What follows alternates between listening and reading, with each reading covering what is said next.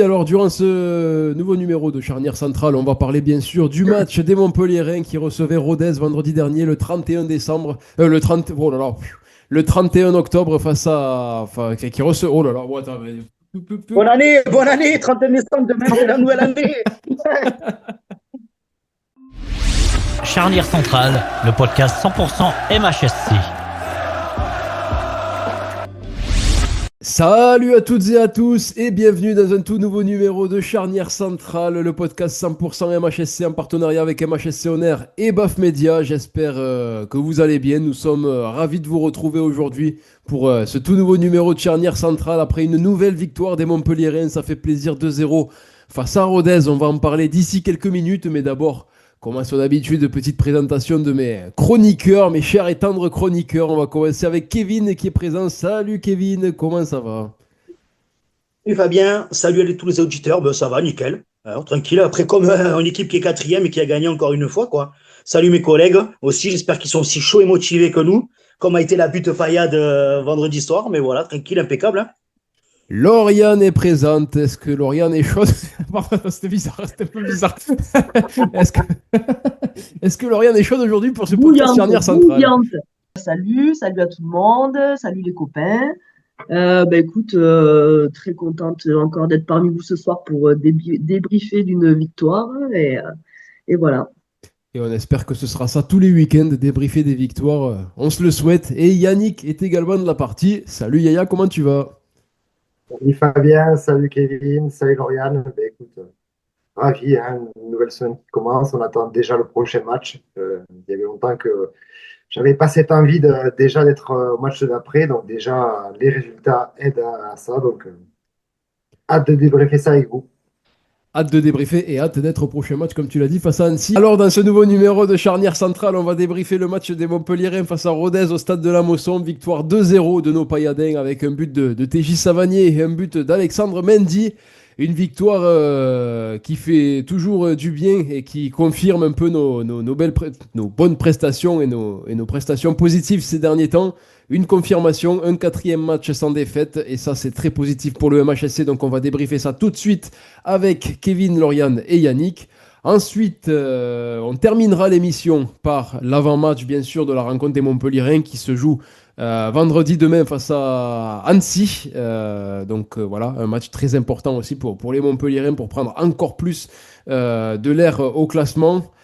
Et au milieu de ce podcast charnière centrale, entre le débrief du match contre Rodez et l'avant-match de la rencontre face à Annecy, nous parlerons d'une jeune pépite du MHSC, Lassiné Ménian Pavé. Voilà, un jeune de 15 ans. Donc, on va parler un petit peu de lui au milieu de cette émission. On y reviendra dans quelques minutes.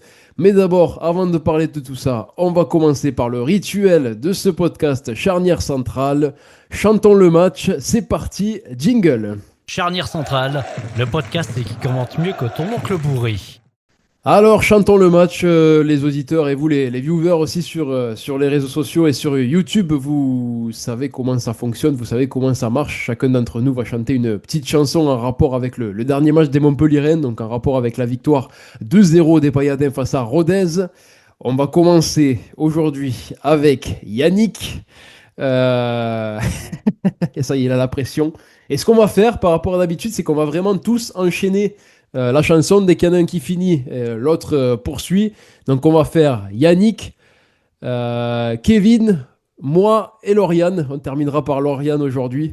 Donc voilà, donc Yannick, tu vas commencer. Kevin, t'enchaînes direct dans la foulée. Je poursuivrai. Et Lauriane, tu termineras en beauté, en apothéose. Allez, Yannick, c'est parti. Montre-nous ton talent. Allez, c'est parti. On a compris tous les mots. On a compris, merci. Raisonnable et nouveau. Il est resté par ici. Que les choses ont changé. Que les dires ont fané. Que le temps d'avant, c'était le temps d'avant. Et avant qu'on se lasse, lui assure ses passes.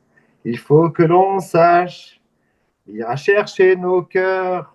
S'y reviennent nos peurs, on chantera des louanges pour qu'on aime encore, pour qu'on l'aime encore. Ben moi, on est quatrième. On a fait 4 matchs sans victoire. Faut fêter ça, sans défaite, pardon. Faut fêter ça. C'est dégalagadam, dégalagadam. Oh ouais, oh ouais.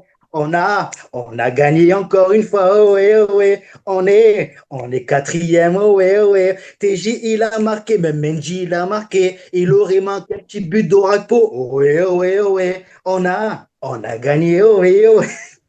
Et la Fayette, elle va gagner. Voilà, c'est tout. J'avais pas d'inspi ce soir. C'est bon. Du coup, moi, ce sera une petite partie qui concerne TJ Savanier. Alors, vous savez très bien que j'aime bien parler de lui dans les chansons. On ne peut plus se passer du petit TJ. Face à Rodez, il nous a bien conquis. En marquant le premier but sur penalty, suivi d'une passe décisive pour Mendy. Qu'est-ce qu'on l'aime, notre TJ. On continue la bonne série. On continue la bonne série. Et ça, c'est grâce à TJ. Que c'est faux, mais que c'est bon. Bon, en tout cas, vous m'avez régalé encore aujourd'hui avec ce chanton le match, ça fait plaisir. J'espère que vous, les auditeurs et les spectateurs, vous apprécierez regarder ce petit moment du podcast Charnière Centrale qui devient un rituel. Allez, c'est parti pour le débrief du match face à Rodez. Jingle. Le podcast Charnière Centrale, c'est comme une défense à la 85e, cramée mais solidaire. Ce vendredi 31 octobre, pour fêter Halloween, les Montpelliérains ne nous ont pas fait peur, mais au contraire, ils nous ont fait plaisir avec une victoire 2-0 face à l'équipe de Rodez. Un but de TJ Savanier, suivi très rapidement d'un but d'Alexandre Mendy. On va commencer avec toi, Kevin. Question classique et habituelle à chaque podcast. Qu'est-ce que tu as pensé de cette rencontre des Montpelliérains globalement ? Alors, je sais que ça va parler encore, mais mes collègues chroniqueurs, toi, monsieur Fabien, l'animateur, les viewers, mais moi, je trouve qu'il manque quelque chose encore. Si on n'avait pas eu le carton rouge, je pense qu'on aurait pu faire 0-0 ou on aurait pu marquer aussi, on aurait pu prendre, ils auraient peut-être pu marquer sur un coup de pied arrêté, on sait pas. Mais le carton rouge, pour moi, ça a été vraiment le déclic parce que sinon, sans ça, je trouve que c'était un peu timoré. Voilà, ça a joué beaucoup à la baballe, ça faisait des passes, mais ça allait pas de l'avant, ça se procurait pas trop grand chose. Après, peut-être, je préfère remarquer le négatif que le positif parce que le positif, on sait que il y en a quand même avec des joueurs et tout ça, comme on en parle chaque semaine dans les émissions. Mais je veux quand même pour relever un peu le côté négatif parce que voilà, après c'est bien, on a gagné, on a 4 victoires, on a fait 4 matchs sans défaite, on est quatrième. Mais après voilà, moi je veux pas m'enflammer pour dire bon allez, on est bon, là on est dans le top 4, on va jouer la montée de suite. Je pense qu'il y a quand même quelque chose encore à régler, surtout le manque de comment je peux dire, pas d'efficacité, quoi, et de procurer des actions. On dirait qu'il faut être dans les cages pour pouvoir marquer. Il n'y en a pas un, à part de temps en temps TJ qui prend, et un peu Fayad qu'on a vu qui fait des frappes, mais la frappe était trop molle et trop écrasée. Mais il n'y a pas quelqu'un qui va prendre sa chance, qui va arriver, qui va avoir le but ouvert devant lui, qui lui dit, bah allez, tant pis, je tente, tu vois. Pour moi, je pense que ça ronronne, en fait. Je sais pas si vous voyez ce que je veux dire, mais pour moi, ça ronronne. Il manque de quelque chose. C'est pour moi le carton rouge qui nous a aidés. Après, certes, le travail de TJ et de Mendy sur le deuxième but est excellent. Après, tu ouvres le score sur un penalty. C'est pas très flamboyant. Enfin, c'est un penalty dans le jeu, mais c'est pas très flamboyant. C'est pas une occasion nette créée. Pareil, là, quand TJ, je pense que c'est un manque de concentration de la défense ruténoise où TJ récupère bien, il lance Mendy. Tout à fait d'accord. Mais, tu regardes, on n'a pas marqué de but cette fois-ci dans le jeu, vraiment une action avec une 2, une action de construite et tout. Voilà, c'est ce que je reproche un peu, malgré que je sois content, malgré qu'il y a une victoire à la clé, c'est très bien. Et ça, je sais sur une saison, il y a des petites choses et des petits déclics qui font que ça peut changer une saison, comme on dit. Mais pour moi, il manque encore ce truc, la régala, tu vois. Je regarde le match, je suis content, mais il n'y a pas de truc où je dis, je me suis régalé, quoi. J'ai vu un match de fou, quoi, tu vois. Après, moi, ce qui me satisfait surtout, c'est d'avoir enfin ce petit brin de réussite. Enfin, ce brin de réussite, ouais, ce brin de positif, surtout enfin pour notre équipe. On a enfin quelque chose de positif. Les équipes, bon, comme Nancy et Rodez, tu l'as dit, qui ont pris des cartons rouges, mais c'est quand même un point positif pour nous aussi. On arrive à. Enfin, voilà, on fait pas des gros matchs, mais malgré tout, il y a quand même ces petites choses positives qui font du bien. Et c'est grâce à ça aussi que derrière, on peut enchaîner plusieurs victoires et qu'on verra aussi l'évolution de l'équipe et qu'il y aura de bonnes choses sur le terrain et de choses positives. Lauriane, toi, qu'est-ce que tu as pensé de cette rencontre? Est-ce que tu es assez d'accord avec Kevin sur le fait d'être mitigé concernant la prestation, mais satisfaite quand même du résultat et des 3 points? Parce que malgré tout, le principal, c'est les 3 points. Alors attends, juste avant ça, c'est la semaine dernière, tu m'as appelé Madame Irma, mais juste souligner que j'avais dit que ça serait bien qu'ils mettent Christopher Julien à la place de Béchir et que Béchir, ils le mettent plus haut. Eh bien, j'avais raison, il l'a fait.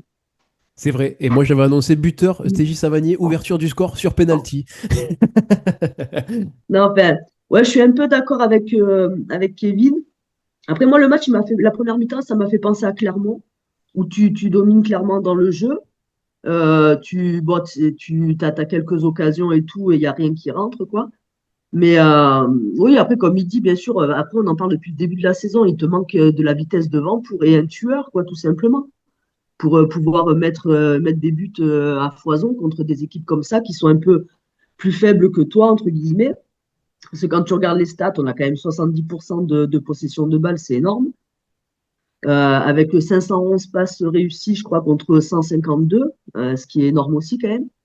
Donc tu devrais avoir un ascendant sur ce match plus grand que de marquer sur un but sur penalty et l'autre but dans la minute qui suit avec l'éclair de génie de Savanier qui chipe le ballon et qui envoie Mendy en profondeur. Ça c'est très bien, tu vois, mais tu aurais dû tuer le match. Contre Nancy, tu en as mis 4. Contre Rodez, tu aurais dû en mettre 4 aussi au final, tu vois. Mais après, très satisfaite de la victoire, très contente. Et après, voilà, quoi, je trouve qu'on a été un peu en dessous d'habitude. Pourtant, on avait la maîtrise du jeu, enfin, on a construit, mais on a galéré à trouver des solutions. Tu voyais qu'ils cherchaient à chaque fois par où passer. Après, peut-être que les Ruthenois étaient bien en place malgré qu'ils étaient à 10. Mais je trouve qu'on a galéré à trouver des solutions pour percer la défense, pour s'approcher du but. C'était galère. Et en tout cas, Simon, il a eu trois bons arrêts, 3 tirs cadrés et 3 bons arrêts. Donc, c'est cool pour lui. Même s'il n'a pas trop été inquiété tout le match. En tout cas, il a répondu présent quand il fallait. Yannick, toi, est-ce que tu es à peu près d'accord avec tout ce qui a été dit par Kevin et Lauriane? Et surtout, j'avais une question pour toi. Est-ce que tu as été satisfait par l'énorme entrée en jeu d'Orakpo?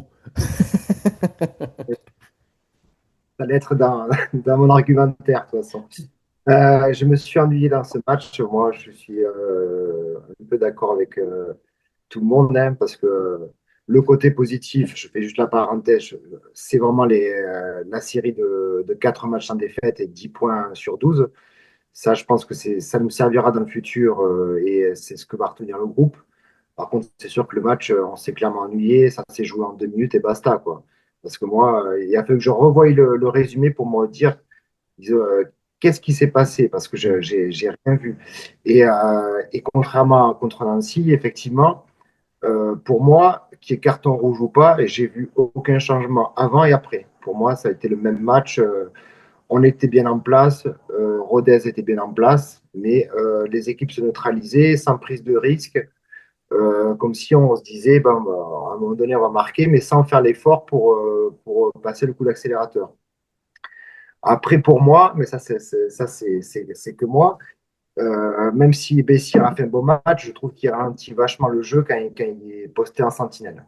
Moi, ça me dérange un peu, à part s'il a 2-8 devant lui, comme Papus avait fait contre Nancy. C'est-à-dire qu'il était joué 6 et puis tu avais Fayad et Savanier qui étaient plus hauts. Là, oui, parce que là, il peut ralentir le jeu puisqu'il va récupérer, il va relancer. Puis après, ça va être les milieux relayeurs qui vont faire le taf, qui vont essayer de jouer avec les ailiers.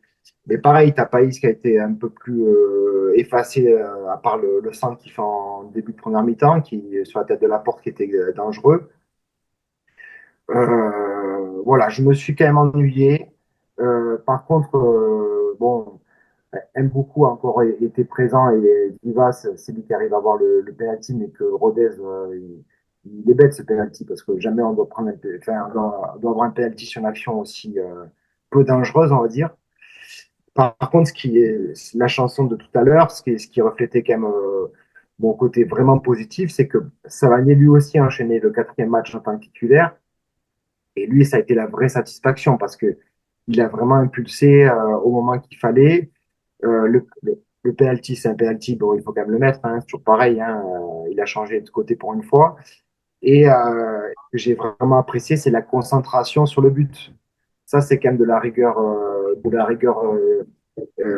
et une intelligence tactique de rester concentré après avoir marqué un but, d'aller de suite presser, parce que même Mendy était prêt à partir.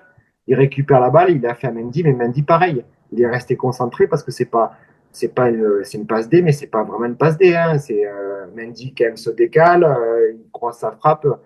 Donc là, après ce 2-0, on a mis un coup de massue à Rodez. Effectivement, les rentrants, dont Rakpo, ça a été catastrophique. Même Fayad, je trouve qu'il a deux bons coups où il peut faire soit des décalages, soit mieux tirer. Il ne passe pas une fois à Sishuba, et la deuxième fois, il tue deux alouettes. Quoi. Donc, on prend le côté positif, mais il y a encore beaucoup de travail. Mais bon, quand tu gagnes, tu peux travailler. Hein, voilà, donc on va rester sur ce côté positif. Kevin, pour toi, quel est le joueur qui est sorti du lot durant cette rencontre? Est-ce que tu as un joueur en particulier à mettre en Bon, avant? je vais dire comme tout le monde, je pense ici, au vu des visages de mes collaborateurs, j'aurais dit Savanier. Mais allez, franchement, je vais faire une exception parce que c'est moi et parce que c'est un début de mois et que c'est bientôt la fin d'année. Je trouve que Mendy a été bon. Voilà. Pour moi, c'est Mendy parce qu'il fait un gros travail et, sur le deuxième. Comme il disait Yannick, il était prêt à partir, il s'est pas déconcentré. Et puis, j'ai regardé un peu vraiment son match quand il était dans la première mi-temps de notre côté et je vois quand même qu'il a bien pesé.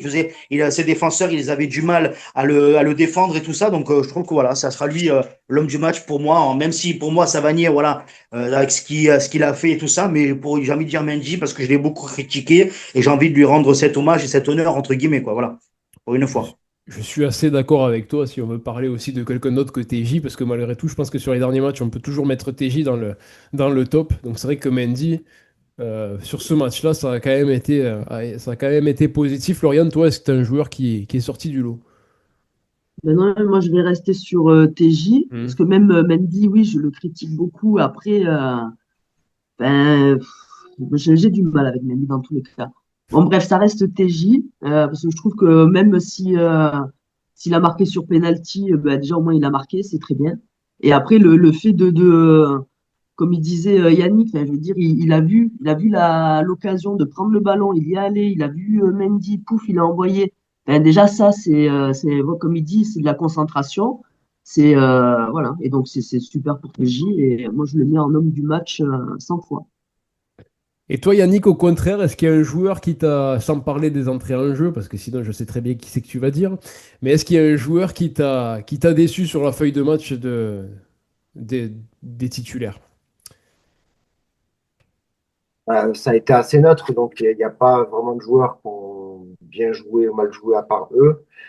Euh, peut-être Chenaï, il manque encore un petit peu de mordant, même si j'aime bien. Il a enchaîné les prestations, mais il a encore besoin de jouer, donc c'est tant mieux. Hein, de toute façon, c'est comme ça que tu apprends. Hein. Mais voilà, à part Chenaï, et si LNH, Voilà, non. a été compliqué quand même. LNH en défense. Même sur ses Mm. touches longues, il a fait pas mal de touches longues. C'était un peu n'importe quoi. Mais comme j'avais évoqué la dernière fois aussi, j'ai quand même du mal avec le placement de tout notre côté droit, comme j'avais dit la dernière fois, avec un latéral qui, à un moment donné, s'est retrouvé même devant Païs, parce que Païs était carrément au milieu aussi sur une contre-attaque. J'ai du mal à comprendre le positionnement de notre côté droit par rapport au côté gauche, où c'est très simple, puisqu'on a vraiment Sainte-Luce et Mboukou qui sont bien sur leur côté. Et à droite, la Nash, j'ai l'impression qu'il passe devant souvent Païs qui est dans l'axe. Et ça a du mal à combiner. Alors, je ne sais pas si c'est tactique, je suppose que oui, parce qu'on voit suivant les joueurs, ça reste comme ça, mais moi, ça me pose problème, ça. Alors, est-ce que c'est que le joueur qui est pas bon ou est-ce que c'est un positionnement tactique? Ça, je ne sais pas. Bon, ben voilà, malgré tout, on reste satisfait de cette rencontre, de ces 3 points. Quatrième match consécutif sans défaite. On n'aurait peut-être pas parié dessus en début de saison, vu comme c'était parti. Mais c'est ce qu'il fallait réussir à faire, que ce soit aussi un élément déclencheur pour pouvoir enfin nous lancer vers le haut du tableau. Et comme je le disais aussi à Kevin tout à l'heure, c'est aussi grâce à ça, même si c'est pas des prestations XXL et des gros matchs, c'est grâce à ce genre de résultats positifs que derrière, après, on peut essayer de réussir à voir une équipe qui joue de mieux en mieux et qui évolue dans le bon sens. Allez, on va passer à la deuxième partie de l'émission. On va parler de notre jeune pépite montpelliéraine tout de suite. C'est parti. Charnière centrale, le club, les voix, la passion. Alors, à seulement 15 ans, Lassiné Ménian Pavé affole déjà l'Europe. Il a été formé au MHSC. C'est un attaquant qui brille déjà par sa maturité et sa puissance physique. 1m87, 77 kg à seulement 15 ans. Un profil complet avec beaucoup de vitesse, d'impact et de sang-froid face au but. Pour ceux qui ne le connaissent pas, vous les supporters montpelliérains ou même les passionnés de foot, parce que je pense que vous allez être amenés à entendre parler de lui dans les prochains mois. Il a inscrit 15 buts et délivré 12 passes décisives en 24 matchs la saison dernière avec les U17. Après cette grosse saison, il a été surclassé chez les U19 du MHSC. Maintenant, il y a le FC Barcelone, Arsenal et d'autres grosses écuries européennes qui s'intéressent déjà à lui alors qu'il n'a que 15 ans. Donc il y a beaucoup de grosses équipes pour ce joueur tricolore qui est un joueur français. Donc voilà, le MHSC, on a appris qu'il lui préparait un contrat professionnel quand il allait avoir 16 ans. Ça va arriver au mois de mars. La ciné est du mois de mars. Donc les Montpelliérains, le bord montpelliérain, je pense qu'ils veulent essayer de boucler, on va dire, son contrat et de le garder au maximum avec nous pour pouvoir après tenter de le mettre aussi dans le groupe de Zoumana Camara et le faire évoluer peu à peu avec les pros. Déjà, est-ce que vous avez déjà entendu parler un peu de ce profil? On va commencer avec toi, Kevin. Qu'est-ce que tu penses de ce profil-là? Et on continuera avec d'autres questions juste après. Ben, moi, je l'ai entendu parler parce que voilà, je reçus un peu sur les réseaux sociaux. J'ai vu quelques petites vidéos passer et dessus. Et puis en plus, comme je disais il y a pas longtemps, des grosses écuries de foot étrangers veulent se positionner dessus. Donc ça a fait un petit peu le tour des réseaux sociaux et des médias. Mais après, oui, le profil très intéressant. On a un profil un peu avec Mendy qui fait un peu la même taille, mais je pense que deux profils identiques, ça peut être intéressant, tu vois, pour faire souffler un peu Mendy, comme j'ai souvent parlé, pour lui mettre pas en compétition, parce que bon, voilà, le petit jeune, il est jeune, voilà. Mais après, c'est que derrière, on a personne d'autre à faire rentrer. Je disais, à part Junior India et Soufou, mais ils sont pas sur la feuille de match. Les seules entrées qu'ils ont fait, je me rappelle Ndiaye, ben, il a marqué, mais voilà, c'était sur un gros travail de Mendy. Après, il y avait eu, on l'a vu, je crois même, je sais même pas si on l'a revu. Donc, j'ai dit pourquoi pas. Je disais, il y a beaucoup de jeunes qui ont été lancés très jeunes, qui ont peut-être explosé après. Il y en a bon qui se sont perdus, mais voilà. J'espère que le MHC va prendre conscience que si c'est vraiment le très bon joueur, que tout le monde parle et tout ça, même si je pense que sinon il n'y aurait pas eu des grosses écuries qui se seraient positionnées dessus. J'espère voilà qu'ils vont bien lui faire un contrat, pas à l'instar des Simon Cara qui sont partis cette année, que je ne reciterai pas, parce que sinon ça va un peu mériter un petit peu. Parce que lui, c'était encore pareil, un très bon joueur, mais que tu n'as pas su à garder, du coup, qui est parti, malheureusement. Mais du coup, voilà, j'espère, parce que Wai, quand il avait joué, on le connaissait, entre guillemets, pas d'Adam et de F, quoi. Voilà, il était beaucoup avec la réserve. Il est monté, et après, il a fait sa place, on l'a bien vendu. Bon, après, c'est un peu perdu, mais ça, après, c'est son choix de carrière, c'est son problème à lui, quoi. Mais après, je pense que si, quand il aura l'âge de jouer et qu'il a un contrat, je pense que s'il est vraiment bon, Zoumana Camara le mettra dans l'équipe au début avec l'entraînement avec les professionnels pour voir ce qu'il vaut, pour s'aguerrir, pour s'adapter, pourquoi pas dans les matchs de Coupe de France, le faire rentrer ou quelques minutes par-ci par-là, parce qu'en plus, on sait que Zoumana Camara aime bien la jeunesse, qu'il a été à Paris avec ça, donc ça peut être tout positif. Après, c'est à lui de faire un bon choix. Aussi, à lui, à son entourage et puis son agent et tout ça, de voilà. Après, à voir, faut pas trop s'emballer, voilà, parce que maintenant, comme on dit, les joueurs, on s'emballe beaucoup. Il y en a beaucoup qui ont chuté et qui n'ont pas fait de grandes choses extraordinaires, mais ça peut être intéressant. Et puis, en plus, c'est un Titi c'est un Titi montpelliérain. Donc, moi, j'ai toujours aimé les jeunes qui sont rentrés, à l'instar des Mapou, Benji, Rémi Cabella. Ils ont toujours apporté beaucoup quand on a eu besoin d'eux. Donc, il faut continuer. On a toujours été un très bon de centre de formation. On a un peu perdu ça, malheureusement. Ça fait quelques années où on n'a pas de sortie de très gros joueurs à part Wai pour moi. Mais voilà, après, il faut continuer, il faut remettre ça de l'avant. Camara l'avait évoqué il y a quelques temps dans certaines interviews qu'il voulait remettre le MHSC sur le plan du centre de formation. Ce qui fait, quand on voit il prend quelques joueurs issus du centre de formation quand même. Donc voilà, j'espère, on croise les doigts. On croise les doigts. Après, voilà, je pense qu'il ne faut pas non plus trop s'enflammer dès le départ et le laisser aussi quand même évoluer avec les U19. Pourquoi pas le faire rentrer dans le groupe professionnel pour les entraînements qu'il puisse un peu se jauger entre les U19 et les entraînements des professionnels, voir déjà ce que ça donne et ce que ça vaut avec notre effectif de Ligue 2. Et après, pourquoi pas, au fur et à mesure, peut-être engendrer un petit peu de temps de jeu en le faisant rentrer de temps en temps d'ici la fin de la saison, à voir déjà quand il aura 16 ans. Yannick, toi, est-ce que c'est un profil qui te plaît? Moi, c'est déjà un profil qui me plaît parce que, comme on disait, il est formé chez nous et il a déjà l'amour du maillot. Donc, dans son interview, quand le petit te dit, moi, je veux jouer pour Montpellier et je veux jouer la Ligue des Champions avec Montpellier, rien que ça, moi, je signe déjà, même si c'est pas le top cadre, déjà, je me dis, bon, le mec, il a envie de jouer pour nous. Ça, c'est important, quoi. Et après, effectivement, si ça va d'être un attaquant un petit peu de profondeur, je pense, parce que 77 kilos, ça veut dire qu'il n'est pas trop lourd non plus. Bon, encore, il est jeune, hein, donc après, ça dépendra de comment il va évoluer avec le temps.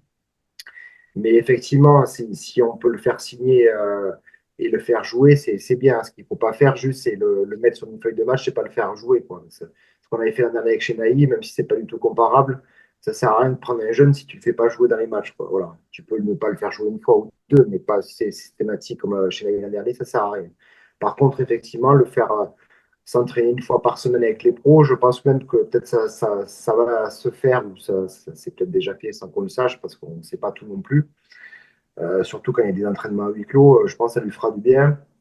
Il faut le laisser progresser et le signer et le faire jouer progressivement au fur et à mesure, parce que sinon, il ne faut pas non plus qu'il se blesse, parce que c'est toujours pareil, le problème du surclassement, parce qu'il est triplement surclassé, je crois, comme on dit souvent, le rupture des ligaments croisés, etc. On n'a pas le meilleur dessin d'entraînement, donc voilà, il faut le chouchouter, le coucouner, le laisser grandir. Mais par contre, voilà, si en fin de saison, on va pour jouer un peu plus et peut-être essayer de monter en Ligue 1 et que lui, il fait ses stats en équipe U19 nationale, bon oui, il faut commencer à le faire jouer. Et peut-être si on monte en Ligue 1 l'an prochain, ben, on aura peut-être une paire d'attaquants qui serait très intéressante. Lauriane, toi justement, parce qu'en plus, voilà, on a vu dans ses déclarations, comme le disait Yannick, que son rêve c'était de jouer à la Mosson, lui qui est 100% montpelliérain. Et en plus de ça, il rêve aussi de jouer la Ligue des Champions. Alors, comme je le disais tout à l'heure en off, je sais pas si ce sera avec Montpellier, mais bon, on lui souhaite de jouer la Ligue des Champions avec Montpellier, mais déjà de la jouer tout court. Donc, Lauriane, toi, je suppose aussi que c'est un profil très intéressant pour la suite. Après, voilà, il faut faire. Doucement, y aller tranquille et ne pas trop le cramer ni mentalement ni physiquement. Oui, oui, oui, c'est un très bon profil. Et puis, ça permet aussi au club de se redorer un peu le blason en ayant une pépite dans la besace. On dirait ma grand-mère, elle dit la besace. Une pépite Mais, dans la mais, besace. mais, non, non, mais c'est un très, très bon point, quoi. Et comme tu dis, après, faut pas le cramer, faut pas non plus lui en mettre plein la tête. Il est jeune, il a 15 ans, il a encore toutes ses armes à faire. Ok, c'est une pépite, ok, il a des stats qui affolent, c'est très bien. Mais ça reste un gamin de 15 ans. Donc après, je pense qu'il faut, comme il dit Yannick, il faut le coucouner, il faut le chouchouter. Après, juste la seule chose, moi, qui m'a un peu dérangé, c'est quand tu vois qu'il, genre Montpellier, souhaite construire le jeu autour de lui. Ben ça, je trouve pas que ça soit trop une bonne idée, quand même, non? C'est comme si tu faisais peser quand même un poids sur les épaules d'un gamin, même s'il aura fait élever avoir 16 ans, après 17, 18, mais ça reste quand même, enfin, tu peux pas faire une équipe que autour d'une seule personne. C'est pas Messi, quoi, tu vois. Ça sera peut-être le futur Messi, il n'y a pas de souci, hein. Mais après, je pense que déjà, rien qu'un peu tout ce qu'on entend sur lui, ça peut vite lui monter à la tête et lui mettre une certaine pression. C'est Quand ça tu le sais que tu as le problème aussi. Barça, Arsenal derrière, donc C'est bon, ça peut être, ça peut soit évoluer dans le bon sens pour lui, soit le cramer mentalement et le mec peut ne plus avoir des stats aussi bonnes parce qu'il a la pression, quoi. Il a la tête sur les épaules quand même, hein, dans tout ce qu'il dit. Heureusement, moi j'ai l'impression qu'il a quand même la tête sur les épaules. Voilà. c'est ce que j'allais dire. Au vu des déclarations qu'on a pu voir sur les réseaux sociaux, c'est vrai il a l'air d'avoir la tête sur les épaules. Après, c'est sûr que les médias, peut-être, ils en font aussi un peu plus que ce qu'on leur dit. Donc, c'est à ça aussi il faut se méfier de ça et faire attention à ça, surtout pour lui, parce que voilà, il faut pas que ça le crame mentalement derrière. Parce que c'est vrai que quand on entend dire que Montpellier voudrait faire son équipe autour de lui, si c'est juste dans l'immédiat à 16, voire 17 ans, c'est peut-être un peu tôt pour faire une équipe autour de lui. Alors certes, il peut faire partie d'un projet pour la suite en guise d'une remontée en Ligue 1. Mais dire que notre équipe sera faite autour de lui, moi je trouve ça quand même très prématuré, tout du moins. En tout cas, on espère que qu'on pourra compter sur lui dans les prochains matchs, dans les prochains mois, pardon, dès le mois de mars. Ça pourrait être aussi bénéfique pour notre équipe en Ligue 2. Ça serait peut-être un point positif aussi pour un objectif monté en Ligue 1. Allez, ben on va terminer l'émission avec l'avant-match de la rencontre des Montpellierins qui affronteront Nancy demain vendredi à 20h au stade de la Mosson. Deuxième match consécutif à la maison. On en parle tout de suite. Charnière centrale, le club, les voix, la passion. Alors, dans le cadre de la 14e journée de Ligue 2 BKT, le MHSC affrontera Annecy.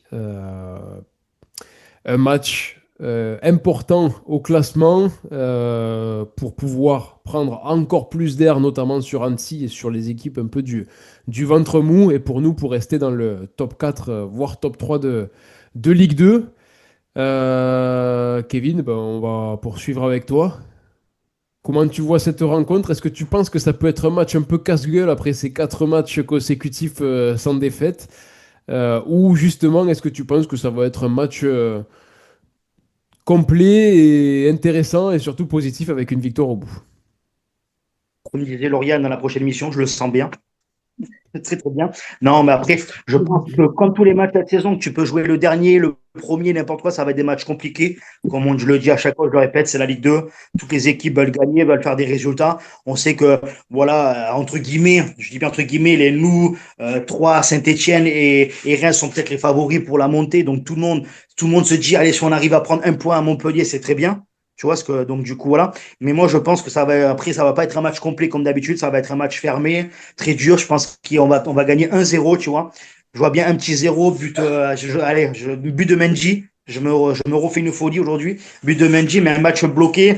Et à moins qu'on ait peut-être un carton rouge qui nous dépanne. Non, mais voilà, je pense que c'est un match très compliqué. Parce que Nancy, quand même, on se rappelle qu'ils en ont mis 3 à Saint-Etienne, quand même. Même si c'était chez eux, c'est quand même Saint-Etienne. À 4, pardon, excuse-moi, 4, pardon. Donc, c'est pas, voilà. Même Saint-Etienne, en ce moment, ça va moins bien, mais c'est quand même Saint-Etienne. Ils ont un meilleur budget que nous. Ils ont une grosse équipe.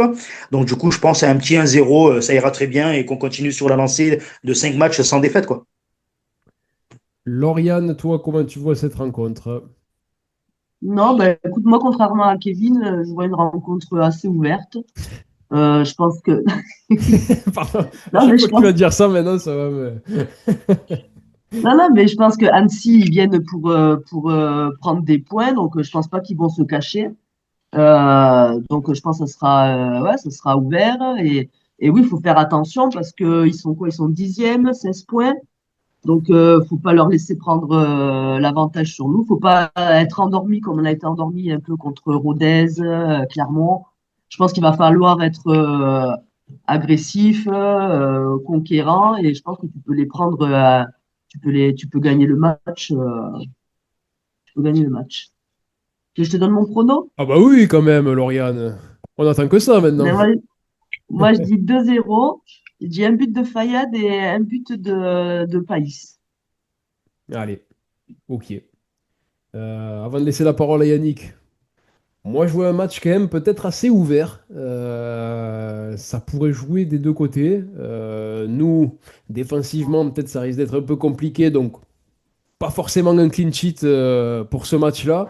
Mais je nous vois quand même, allez, on va dire une petite victoire 3-1 pour les Montpellierins, avec bien évidemment un but de Mister TJ Savanier, après un but de Mendy, et puis un but de Nicolas Pays, parce qu'à chaque podcast, pareil, j'ai l'impression que je dis un but de Nicolas Pays. Donc on va poursuivre avec ça. Donc 3-1, et voilà, on repart avec 3 points dans notre besace, comme le dit si bien Lauriane. Yannick, toi, comment tu vois cette rencontre? Et puis tu vas continuer avec le petit pronostic.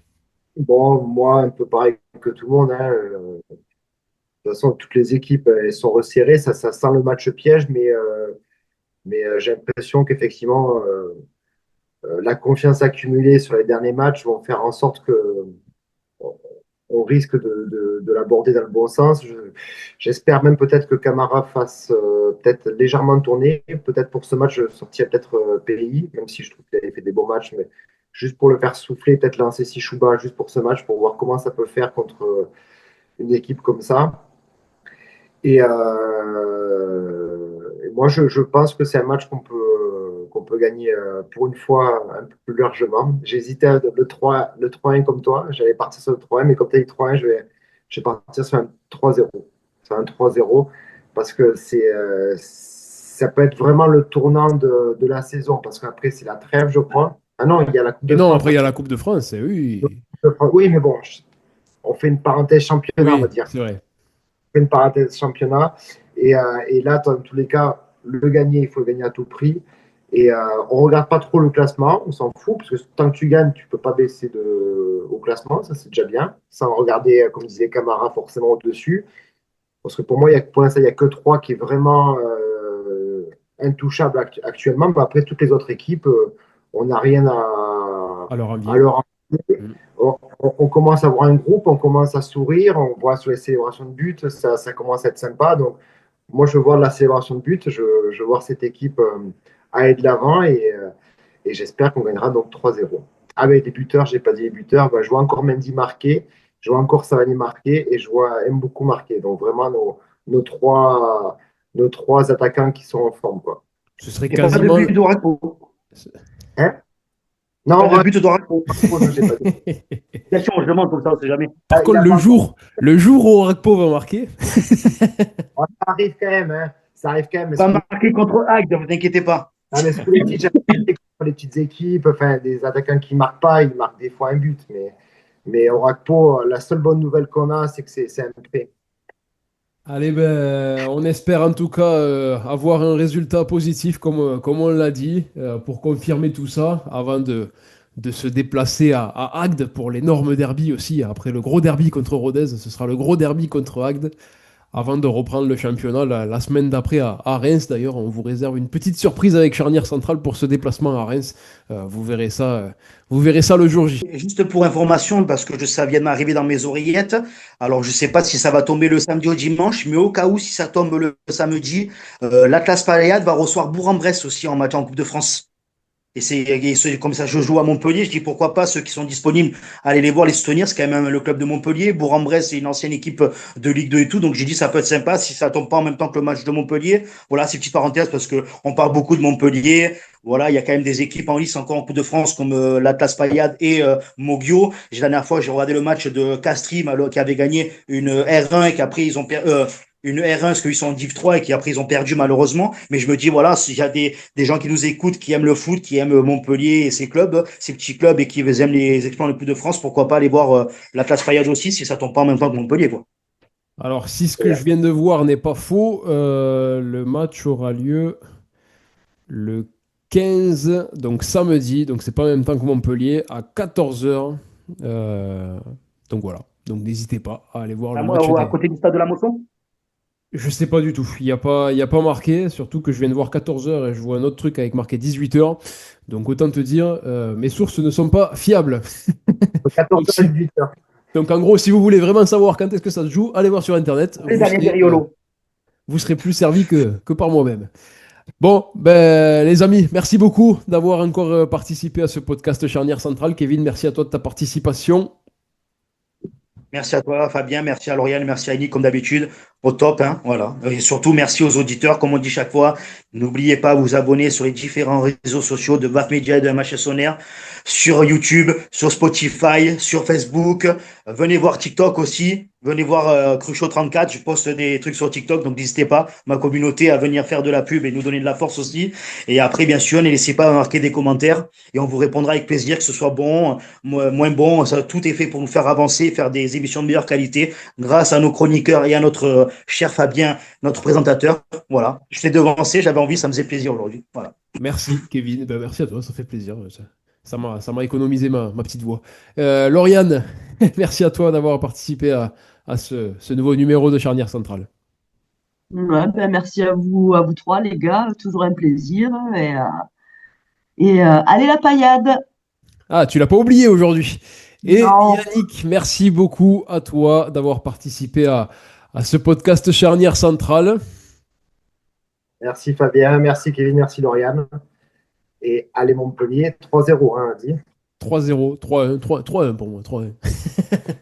Allez, ben merci à tous les trois et merci à vous les auditeurs, comme l'a dit Kevin, d'être de plus en plus nombreux chaque semaine et de nous suivre et de nous regarder, et de nous écouter via YouTube, via Spotify, via les réseaux sociaux, Instagram, Facebook, TikTok notamment. Donc merci à tous d'être fidèles et présents. Et nous, ben, on se retrouve jeudi prochain pour un tout nouveau numéro de Charnière Centrale. On fera le débrief de cette rencontre face à Annecy et un avant-match un peu spécial de la rencontre des Montpelliérains à Agde qui se jouera le dimanche suivant. On ne vous dit rien de plus, vous verrez ça jeudi prochain dans ce podcast Charnière Centrale. En attendant, allez la paillade, ciao ciao. Le podcast Charnière Centrale est déjà terminé, Oh non, oh non, oh non! mais il revient la semaine prochaine.